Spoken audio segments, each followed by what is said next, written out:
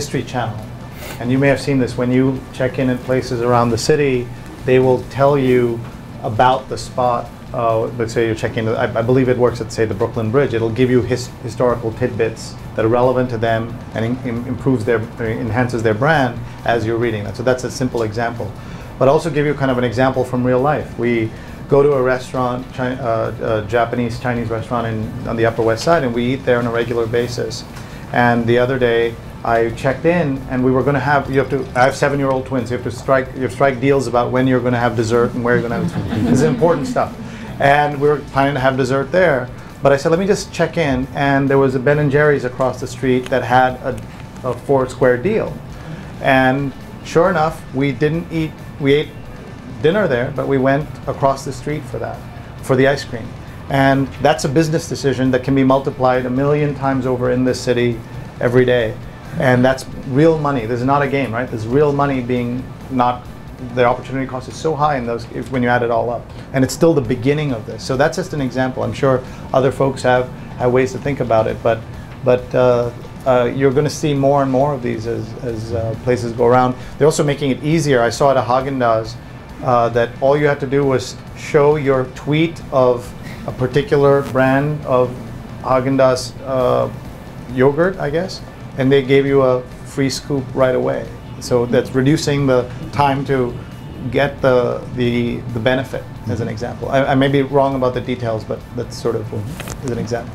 Yeah, in my experience, I found that really right now, local businesses, the mom and pop restaurants, if you will, for Scout Mob, have really taken the risk and gone to the next step and really trust us in connecting them with new customers. And so I don't know if that means that they're just less risk averse, but they definitely made those calls and they're continuing. And as we branch out in more and more cities, I think we'll find that same trend, that it's the smaller businesses that are tightly run that really can trust somebody to run their entire campaign like we do.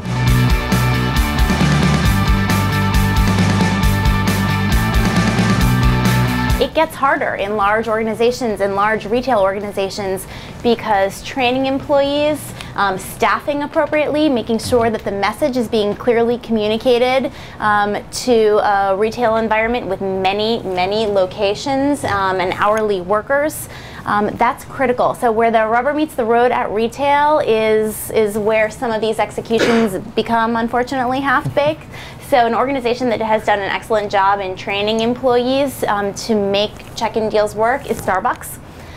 So check-in deals for charity, free pastry day, and that's an organization that has really gotten behind Facebook, gotten behind mobile, and is working to train employees. I think Uniqlo did an amazing job of the more people tweet about a particular item, the more and more the price goes down, and that's compelling for anyone. I could see them using geofencing in a particular store where more and more people that crowd around a store, the price goes further and further down, and creating sort of an instant crowd mob of sorts. So I think that idea of driving down price is really fabulous. My favorite example, I really think that check-ins and mobile technology is great for loyalty drivers, because we all know capturing someone's loyalty is harder and harder to do. It's not that people aren't loyal, it's just that when you ask someone, are you loyal to a brand, they'll say yes, and you say which brand, and they say Gap, and you ask them how long, and they say I went there all last season. So it's not like loyalty is measured in decades anymore, it's measured season by season. And so the check-in services that automatically mark when you walk into a store and keep track of that for you, you don't need the card anymore, and then offer you something special, are pretty compelling. And Diane von Furstenberg actually offered a custom wrap dress specifically designed for the most loyal of customers, so kind of taking loyalty to another level. So I think those are some of the best-in-class examples that I know of. Is that sort of a sustainable model, though, for companies when you have all these people checking in, you have all these people tweeting just to drive down the price of something? Or, I mean, how does that work into their business model? Is it actually sustainable? So if I check in at, I mean, not that I do, but whatever it is, let's say Starbucks, and that gets me a certain deal every single day. The more people you get doing that, the more people on Facebook, let's say if you have over 200 million mobile users, whether on an iPhone, Android, BlackBerry, whatever the case is, like, can they actually sustain that over time, or are they just jumping on the bandwagon to get their name out there, to get the brand out there? I'd say both.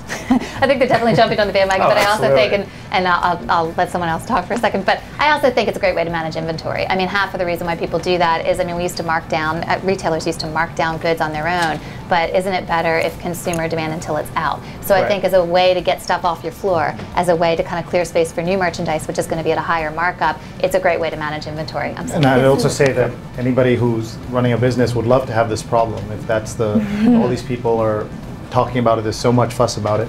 Let's see what happens. But most places are not going to happen. That's not going to happen over a long time because people will move on to something else. So while you have it, that's certainly an opportunity. And I think to your point that there are some categories that are more well-primed than others for some of these opportunities and some of these group saving and crowd saver opportunities.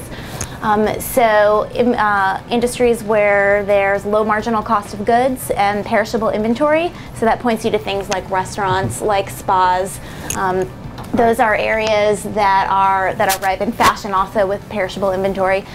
Those are areas that are ripe and maybe more sustainable for this sort of business model than some others.